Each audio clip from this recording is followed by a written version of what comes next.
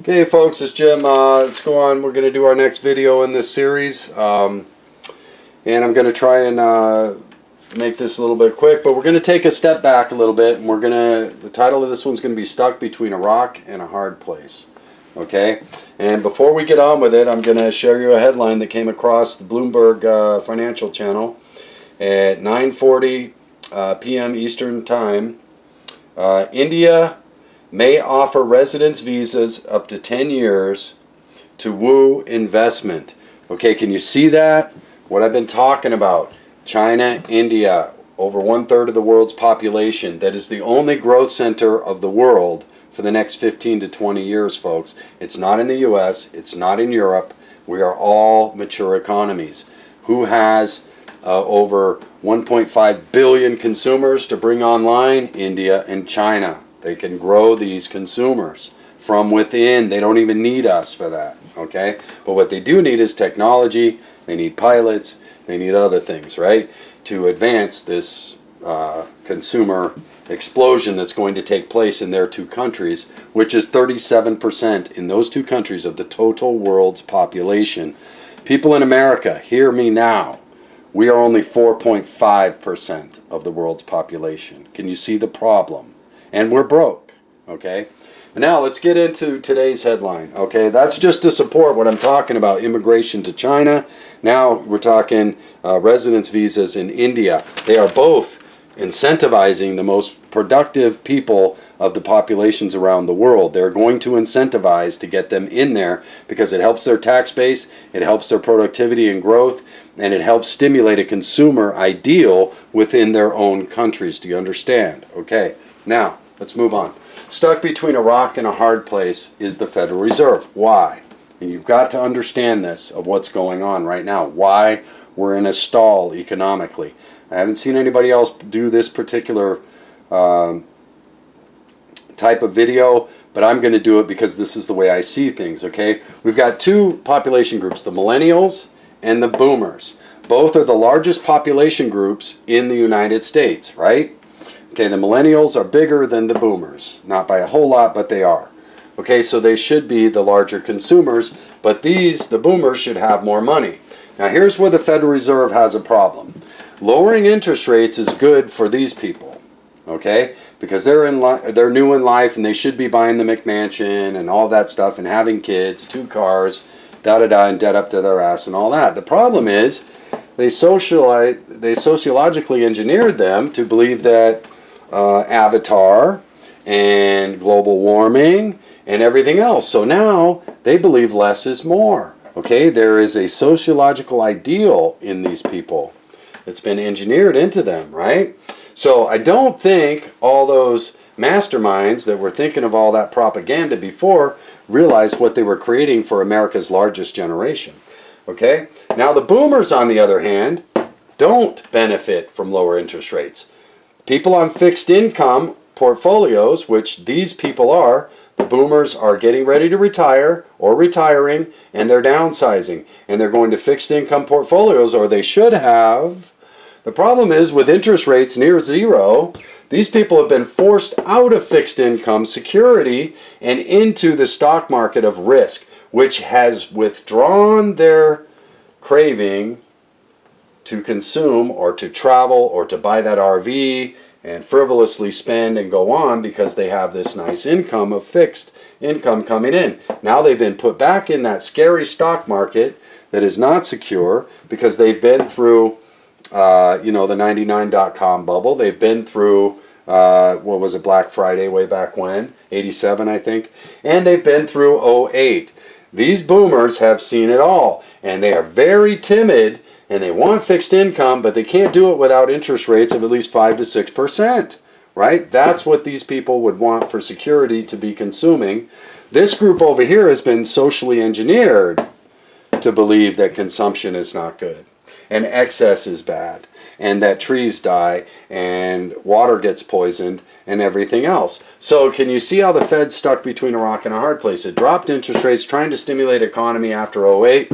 It continued to go down, down, down because it couldn't get the stimulation it needed.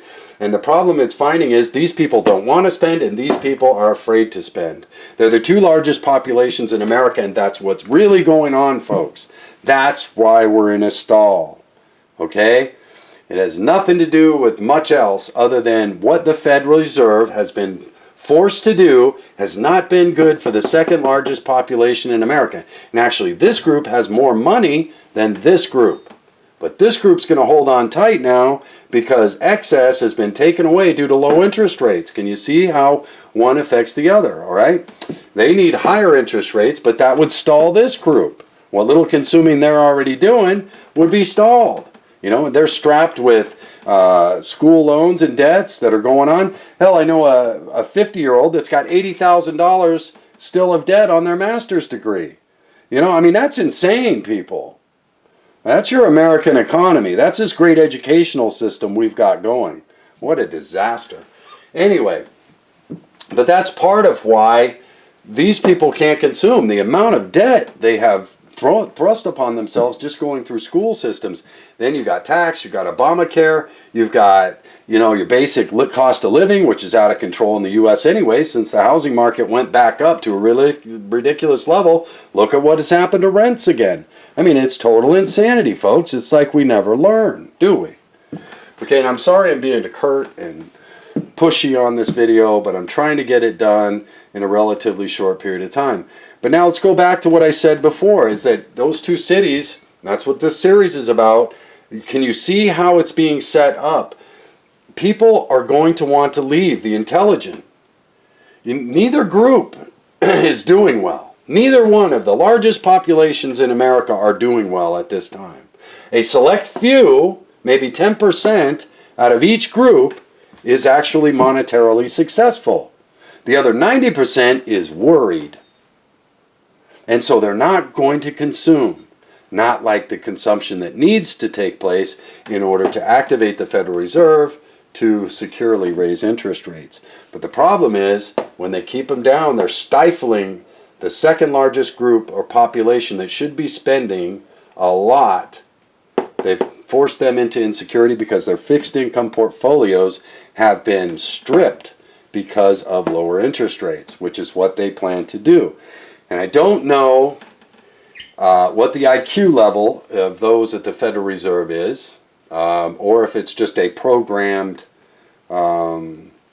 demise of the empire called the United States. I don't know. You know, I'm not at those meetings. I don't understand it. But it would seem to me that somebody up there with their Harvard, Yale, or whatever degrees, with their PhDs in economics, would have seen that the two largest groups in America don't work out with regards to interest rates, one or the other.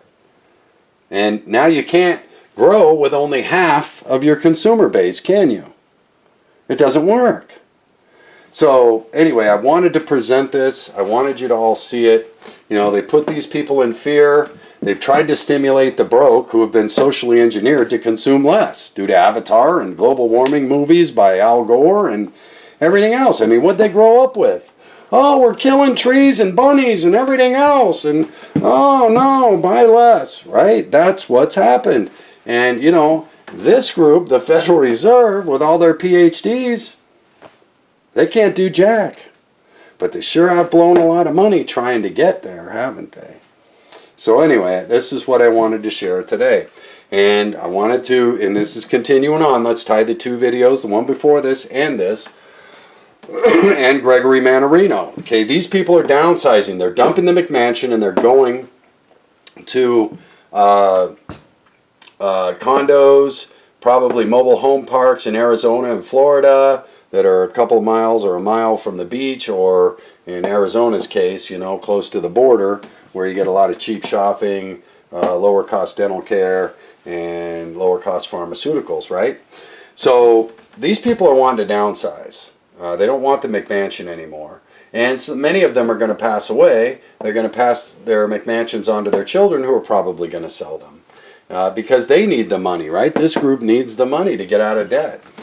So lower interest rates have stymied them. So, you know, I just wanted to share that. They're going to start dumping their McMansions into the market we already have an overpriced market. If you watch Gregory Mannarino's video, you're going to completely understand that. The average income cannot afford the average cost of living anymore. We've done it again. And we've hit another bubble again, folks. And I believe the stock market's in another bubble again because it conned these people out of security into the stock market again, which is not secure. But they had to, because near zero interest rates were destroying their fixed income portfolios.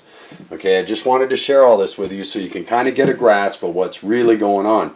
That's why the velocity of money is stalling right here. These people are trying to get fixed income portfolios together and live off the income. The problem is the Federal Reserve has destroyed that, trying to stimulate a stock market.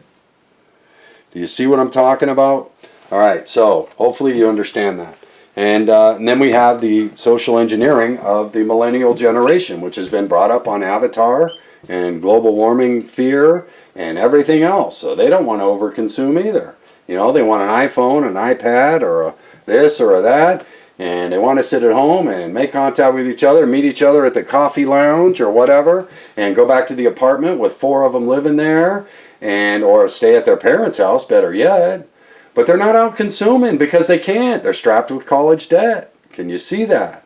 Okay, and then Obamacare bills on top of that, and car insurance, and the fact that the average car in America costs $26,000, where it only costs $3,500 in China. How the hell can that be if all our automakers are in China? How can they compete in China at those costs? Because they build actually affordable cars in other countries. After we pay the ridiculous prices that we pay here in America, we basically fund the offshoring of our jobs to build cheaper, more affordable transportation in China, India, and everywhere else where the true growth is going to be. So we basically subsidize the global expansion and the offshoring of our jobs right to these massive economies over there. So understand that too, and that's a big problem. So it's all coming home to roost, folks, and we're heading there. I know people are a lot of fear mongers. Henny penny, the sky is falling. You got to do this, you got to do that. It's going to happen tomorrow. I'm not telling you that. What I am telling you is China and India and Russia have had enough of US's BS, and the US is extremely vulnerable right now. And it's not that they don't like us, the people of America. They realize most Americans are ignorant as to what the corporatocracy that has taken over our government has been doing around the world. They just understand that Americans are ignorant. So they actually have a laughable empathy for us, okay? But in reality, nobody will sympathize with us, folks, when our time comes to suffer. Since all of these global economies have had to suffer before, no one's going to empathize too much with America suffering a little bit, okay? So when they start incorporating or importing our best, brightest, and most productive, because of what I explained on the last video, which is our taxes are ridiculous, our cost of living is overbearing, and if you offer them a lower cost of living, a lower tax base, and an opportunity to make $1 million within 5 years, don't you think most people would go? And on top of that, offer them a better school system to put their children in, because they will be surrounded by those who revere the opportunity to get educated in those two countries.